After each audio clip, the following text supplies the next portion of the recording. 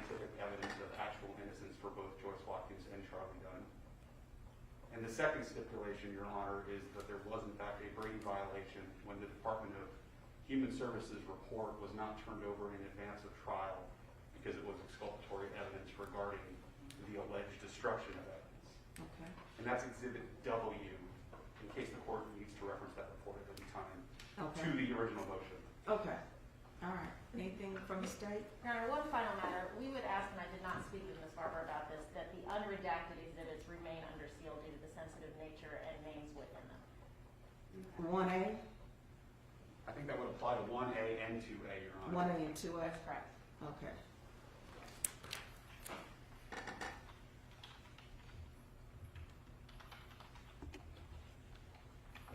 One A and 2A will remain under seal. All right. Are there any other matters? No, ma'am, we're ready Okay. to proceed. You ready? Okay. Yes. Our first witness, Your Honor, is Dr. Adele Lewis. Dr. Adele Oh, Lewis. she's sitting right up there to the left. Okay.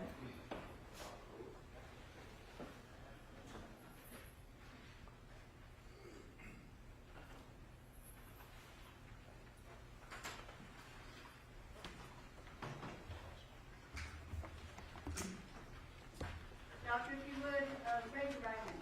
Do you solemnly swear or affirm that the testimony you give to be the truth, the whole truth, and nothing but the truth, so help you God? I do. Watch your step as you're stepping up here, please.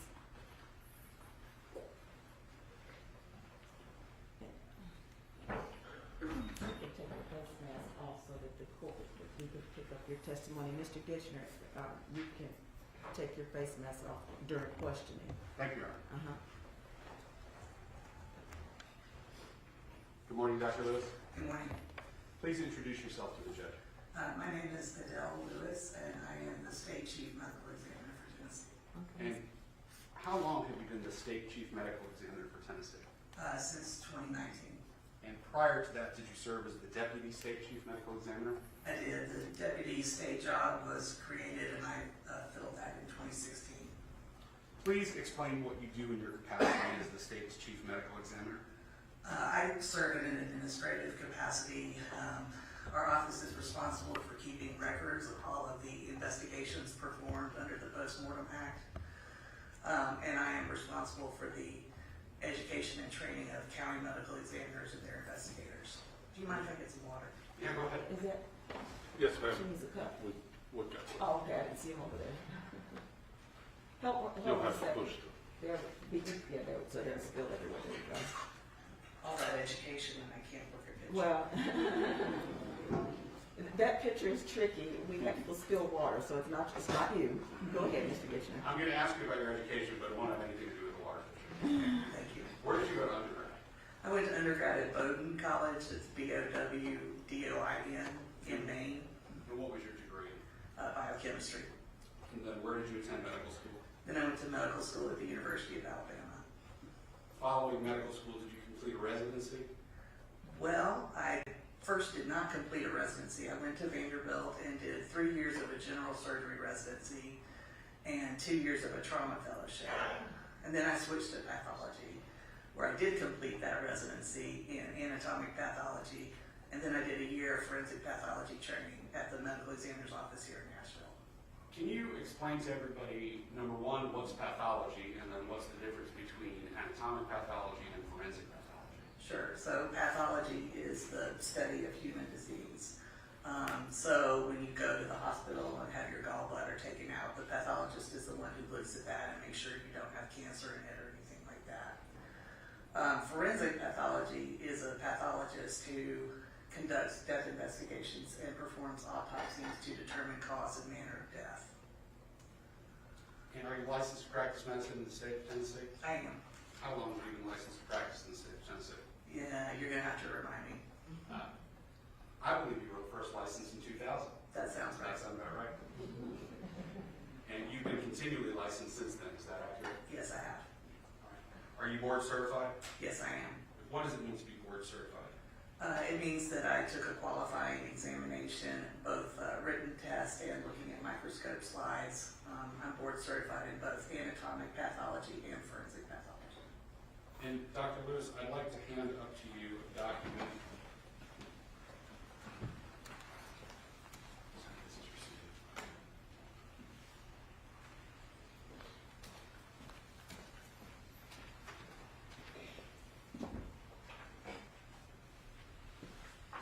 Lewis, do you recognize that document? I do. Please tell the court what it is. This is my curriculum vitae. And is it an accurate copy of your current CV listing, your training experience, and publications? Yes, it appears to be. Your Honor, I would ask that that be made the next exhibit to this hearing, please. Number 4. Okay, that'll be exhibit number 4. And, well, go ahead, I'm sorry, go ahead. I'm sorry, did you have a question? Well, I did, but I'll wait. Okay. And Dr. Lewis, just to highlight a couple things from your CV, I see that you have served as faculty at Vanderbilt, Perry Medical College, Middle Tennessee State University, and you also served as faculty for the National District Attorneys Association. Is that accurate? Yes, I have. All right. Your Honor, I would ask that Dr. Lewis be admitted to testify as an expert in forensic pathology. Okay, does the state wish to voir dire the witness? We have no objection. Okay. She'll be tendered as an expert in field pathology. Dr. Lewis, can you explain to the court how you first became involved in working on this case? Well, I got a phone call from you one day, and at first I thought it was a fundraising phone call, but I did call you back and talk to you, and you told me about some of the details of this case. And after that, did you have the opportunity to review case materials? Yes, I did. And have you had the opportunity both to speak with me in my office and with a variety of representatives from the district attorney's office? Yes, I have. Is it fair to say that you collaborated with both of our offices in terms of researching this case before and even writing your report? Yes, that's fair.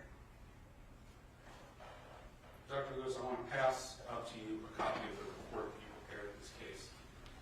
And Your Honor, I'm going to send up 2 copies so you can have a copy of it handy as well. Okay. Do you want to send 3?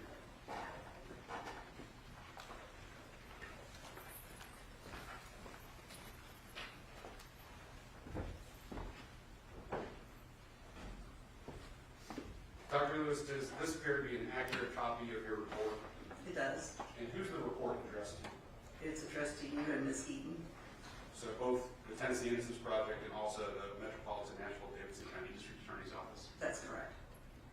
And is your signature on the report? It is. And what's the date of the report?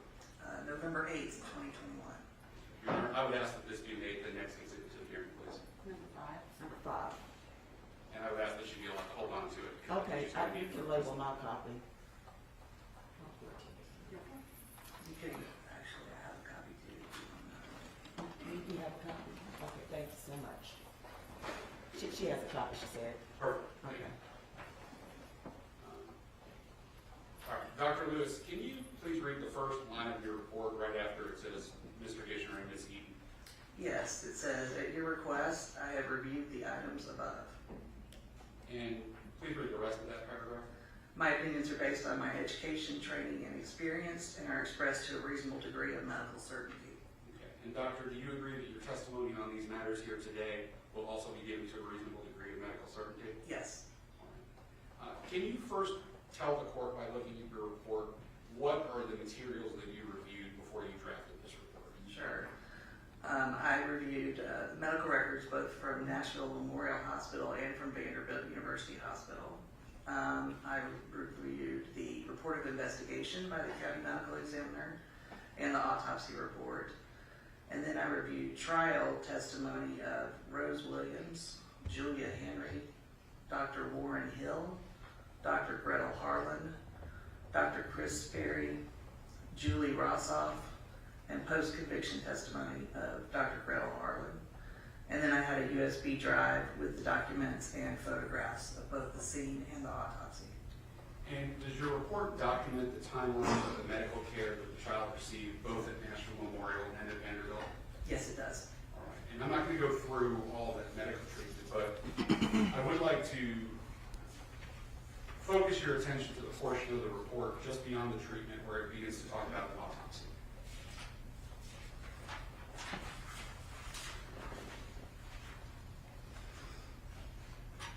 Latest page 4.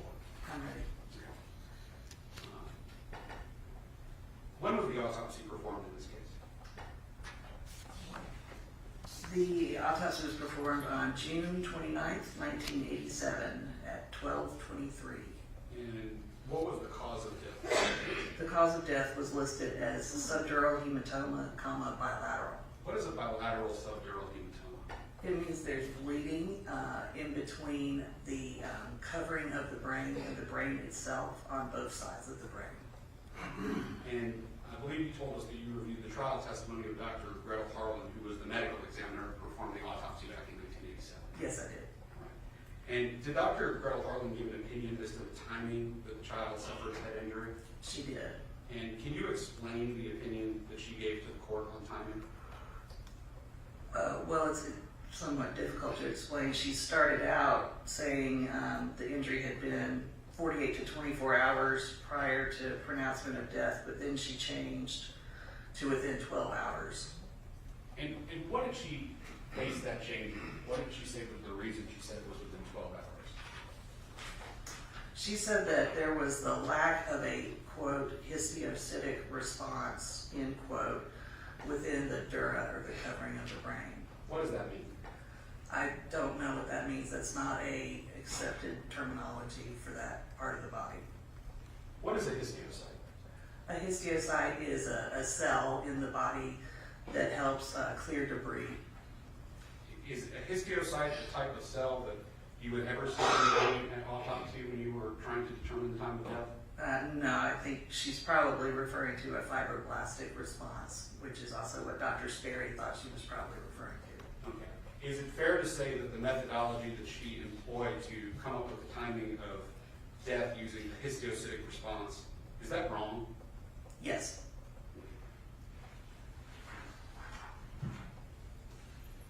And you discussed in your report the clinical picture offered at trial. You have a paragraph that says the clinical picture offered at trial. Do you see where I'm referring? Yes, I do. Can you read that paragraph to the court and explain the significance of what you're saying there? Sure. The clinical picture offered a trial, with the child being able to be aroused from sleep, complaining of thirst, and able to walk and drink fluids at the time that Ms. Henry was at the home of Ms. Watkins on the morning of June 27th, 1987, could be representative of an injury sustained well before Brandy was in the care of Ms. Watkins and Mr. Dunn, which was continuing to evolve, with increasing swelling of the brain, eventually resulting in her moribund presentation at Nashville Memorial Hospital later that day. So can you just explain a little bit further what it is that you're saying there? So the key portion of that is that it could be an injury that was sustained before the child was in the custody of Ms. Watkins and Mr. Dunn. And you're talking right now about what she said about the head injury, right? Yes. And I believe you've already told us this histiocytic response methodology is not an accurate methodology to determine when these injuries happen. That's correct. All right. And in your report, do you go on to talk about what a more reliable indicator is of when these injuries happen? Yes, I do. Can you read that paragraph to the court and explain it, please? Sure. Perhaps a more reliable indicator of timing of this child's injuries is found in the perianal injury, where Dr. Harlan notes the presence of macrophages within the wound. Continue. Yeah, please read that all. In a healthy person, these cells, parentheses, macrophages, close parentheses, typically respond to a site of injury about 2 to 8 days following the insult to the tissue. In a critically ill child, this cellular response could be expected to be delayed to several days or even more than a week following an injury, well before Brandy Brooks was in the care of either Joyce Watkins or Charlie Dunn. And then I reference a paper in my own personal observation. And what does the presence of macrophages tell you in terms of when these injuries likely happen? It tells me that the injury likely happened at least 2 days before the child was pronounced dead. And does that also tell you that these injuries likely happened before the child was in the care of either Joyce Watkins or Charlie Dunn? Yes, it does. Dr. Lewis, you state in your report that in the years since both the death of the child and the post-conviction testimony, the medical literature has become even further refined with regards to estimating the time interval elapsed between injury and death. What is it that you mean by that? So we used to think that we could make a more precise assignment of the time of injury than we do now. Now we understand that it's really not possible to pin something down within 5 or 15 minutes, such as Dr. Harlan did. And she, I believe, said that the time of injury was sometime after 1:35. That's just not possible to say. And is that new scientific evidence that has evolved and developed in the years since this trial happened in 1988, excuse me? It is. All right. I want to ask you a little bit more about some other new scientific evidence that has developed in the years since 1988. Can you talk a little bit about the evidence of bruising that Dr. Harlan discussed at trial as it informed her opinion on timing? Sure. So she said that she could tell just by looking with the naked eye that the bruises were fresh or inflicted sometime while the child was in the custody of Ms. Watkins and Mr. Dunn. And that simply is not true either. As far as I'm willing to go with dating a bruise by looking at it with the naked eye is to say that if there's yellow discoloration, it's probably more than 48 hours old. And do you, in fact, in your report, cite a new scientific publication from 2005 that addresses this very topic? I do. And what is the quote from that publication that you listed in your report? So the quotation is, any clinician who offers a definitive estimate of the age of a bruise in a child by assessment with the naked eye is doing so without adequate published evidence. And do you agree with that?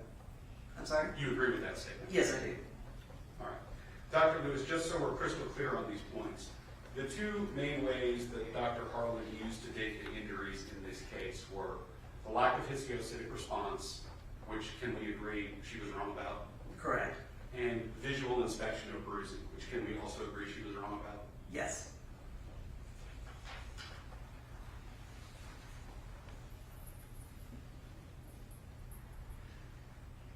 Dr. Lewis, I want to be very clear on this next point, and we're getting towards the end here.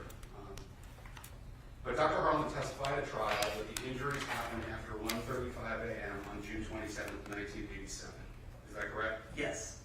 And that meant that the injuries, according to her opinion, happened while the child was in the care of Joyce Watkins and Charlie Dunn. Yes, according to her. Is there any medical evidence at all which supports her opinion on the timing? No. And is there any medical evidence at all that tells you these injuries happened while this child was in the care of Joyce Watkins and Charlie Dunn?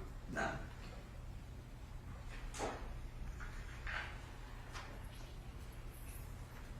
Those are my questions. Thank you. Okay, General Eaton?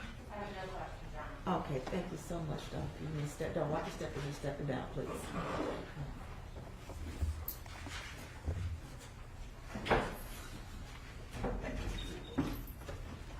Okay, Mr. Gitchman, Ms. Van Dyken, I'm going to briefly call Ms. Watkins to the stand. okay, Ms. Watkins.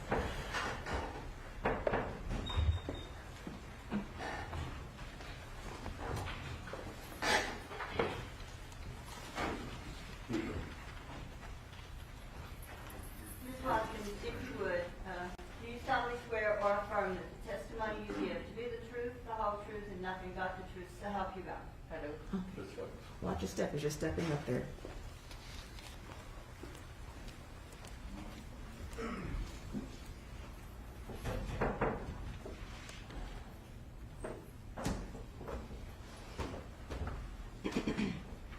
Ms. Watkins, you can take your face mask off so we can hear you a little better. Thank you so much.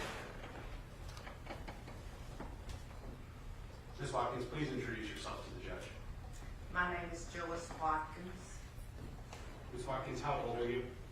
74, How old were you when you went to prison for this case? 41, How many years did you serve in prison?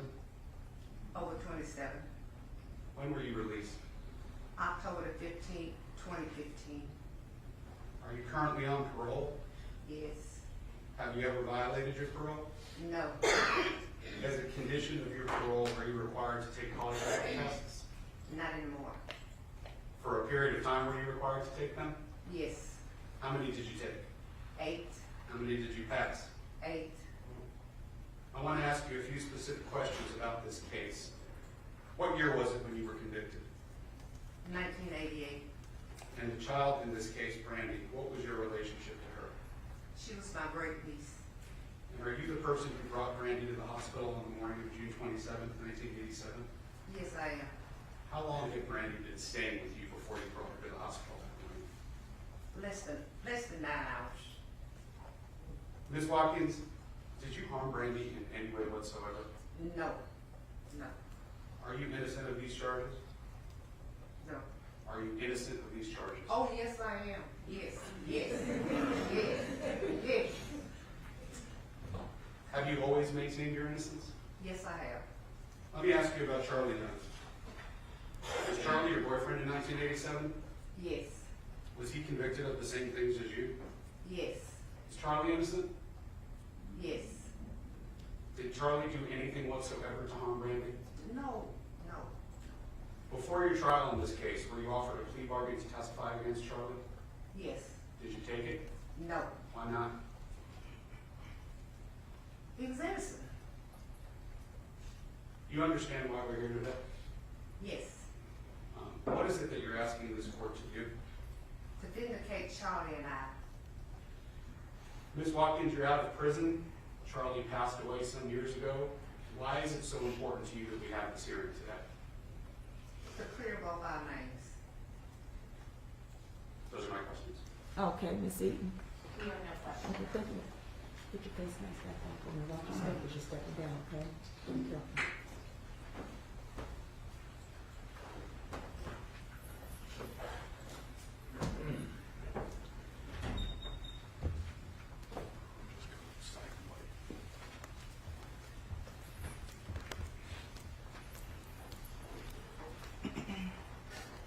Okay, Mr. Gishman, Ms. Van Dyke. I have no further witnesses, Your Honor. Okay, General Eaton, General Funk. We have no witnesses, Your Honor. Okay, does either side wish to give me a closing argument? I would like to be heard, Your Honor. Okay.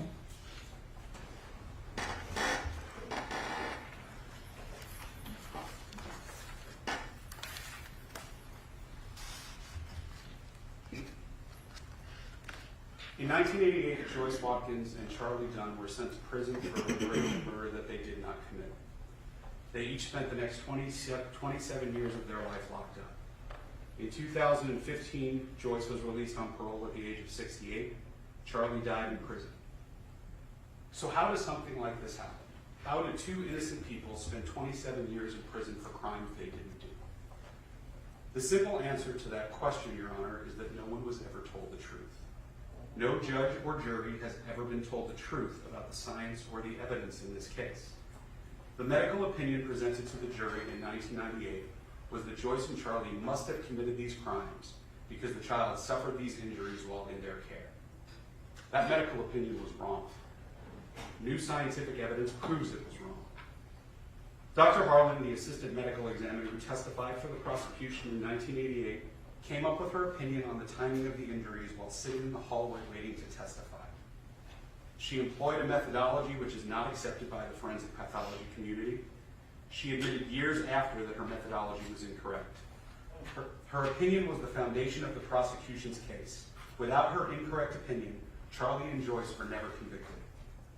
The new scientific evidence presented at this hearing and through the extensive briefing from both sides establishes that there's no scientific evidence connecting Joyce Watkins and Charlie Dunn to these crimes. In fact, the legitimate science proves these injuries probably didn't even happen in the state of Tennessee. To quote from Dr. Lewis's report, perhaps a more reliable indicator of timing of the child's injuries is found in the perianal injury, where Dr. Harlan noted the presence of macrophages within the wound. In a healthy person, these cells, macrophages, typically respond to a site of injury about 2 to 8 days following the insult to the tissue. In a critically ill child, the cellular response could be expected to be delayed to several days, or even more than a week following an injury, well before this child was in the care of either Joyce Watkins or Charlie Dunn. Dr. Reddy, a pediatric neurologist at Vanderbilt Children's Hospital, offers further critique of the medical opinion presented by the prosecution in 1988. To quote Dr. Reddy's affidavit, Dr. Harlan's methodology for dating the head injury based upon a lack of histiocytic response in the brain tissue is not a legitimate method for dating pediatric head trauma. The exact time this child sustained her head injury cannot be confidently determined, as edema and increased intracranial pressure can occur anywhere from 24 to 72 hours after a traumatic brain injury. This means the swelling in the child's brain, which caused the pressure and eventually her death, could have developed up to 72 hours after she sustained the head injury. Your Honor, Dr. Adele Lewis is the chief medical examiner for the state of Tennessee. Dr. Shilpa Reddy is a pediatric neurologist at the Monroe Carroll Children's Hospital at Vanderbilt. These are practitioners at the top of their field working on this case pro bono. These are not hired experts advocating for one side or the other. These are doctors that collaborated with and were independently interviewed by both sides about their opinions. They volunteered their time to work on this case so this court can finally hear accurate medical opinions and new scientific evidence for the first time. The science presented at trial was that the timing of these injuries was based on a lack of histiocytic response, which new science tells you is wrong. The opinions on the timing at trial were also based on a visual inspection of bruising. Significant study in the field over the last 30 years and in cited articles that are submitted with our briefings shows that that's not possible. There was no medical evidence presented at trial that today connects these people to these crimes. But it wasn't just bad science that led to these wrongful convictions, Your Honor. Consider the story that was told to the jury. First, the assistant medical examiner tells the jury the child must have suffered her injuries while in the care of Joyce and Charlie. Next, the prosecutor argues to the jury that Joyce destroyed evidence. He tells the jury that Joyce washed the bed sheet from the master bedroom before taking Brandy to the hospital. He argues this was done to destroy proof of a rape. The jury never hears any evidence to refute this argument. The trial court is led to believe this information is true. The appellate court relies upon this destruction of evidence as a reason to affirm the convictions. Well, here's what we know now, which no judge or jury has ever heard before today. It's not true. Joyce didn't destroy anything.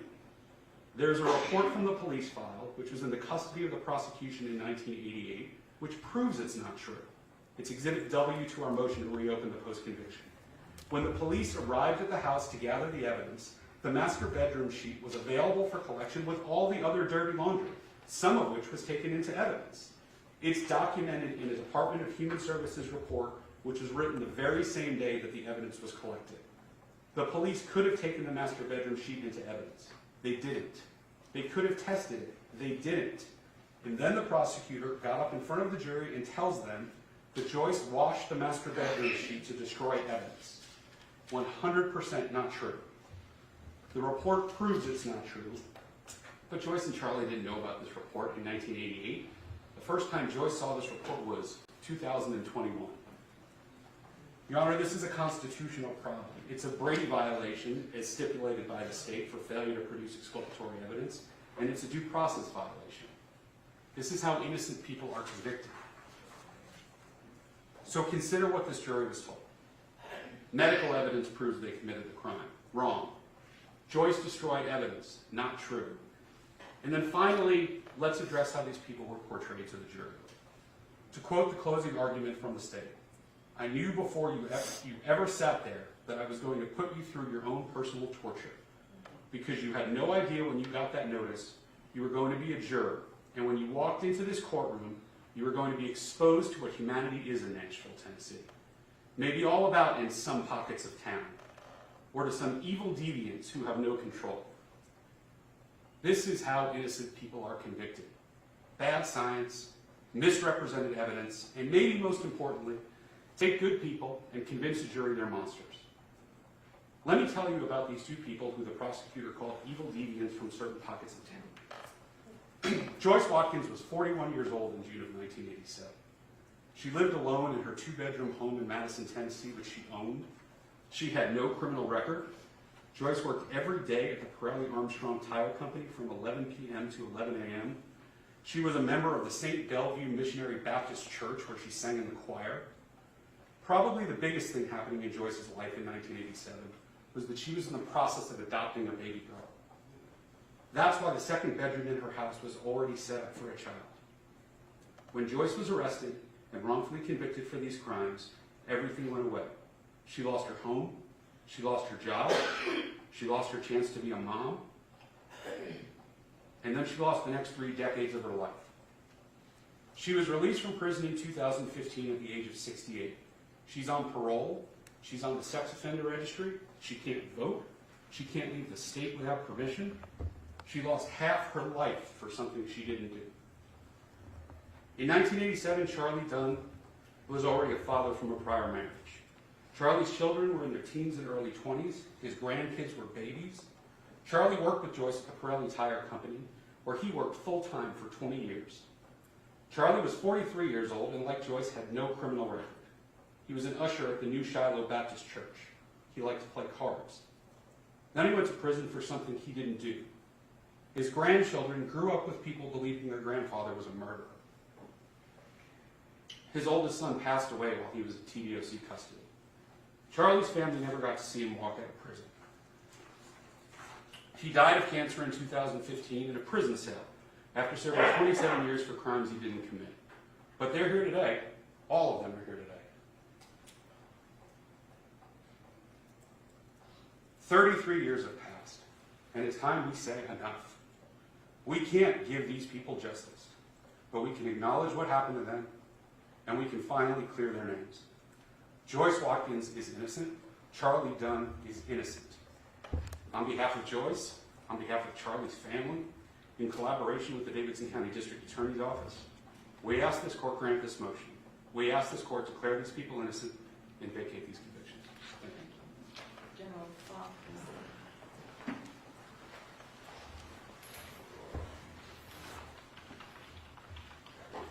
Judge, it is a serious matter to set aside a murder conviction that has been upheld on appeal.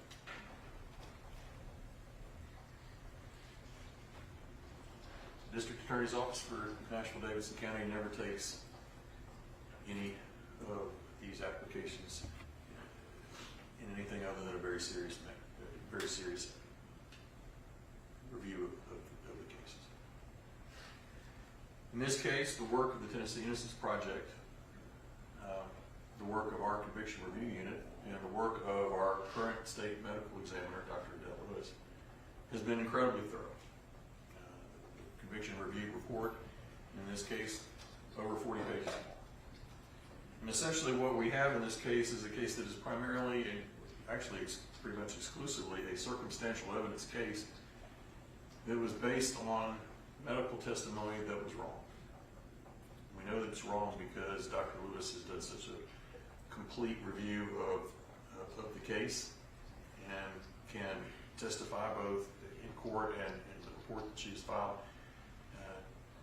to the true version of what the medical evidence was in this case. At this point, the state of Tennessee has lost confidence in the convictions of Charlie Dunn and Joyce Watkins. And as the district attorney, I want to say to both Ms. Watkins and to the family of Charlie Dunn that I believe they are actually innocent. I cannot give them the years of their life back, but I can do what is possible to clear their names and, as far as Ms. Watkins go, restore her liberty completely for the rest of her life. For all those reasons, Judge, the state of Tennessee is asking that the court grant this petition. Well, as the parties know, the court has to memorialize very specific findings in a petition for post-conviction relief and a written order, which I will do. I have no time frame that I can give you on that, hopefully really soon. And upon receipt of the filing of the court's order, we'll determine the next steps. All right, if there's anything further from the state, anything further on behalf of Ms. Watkins and Mr. No, ma'am. All right, thank you. Thank you. Thank you.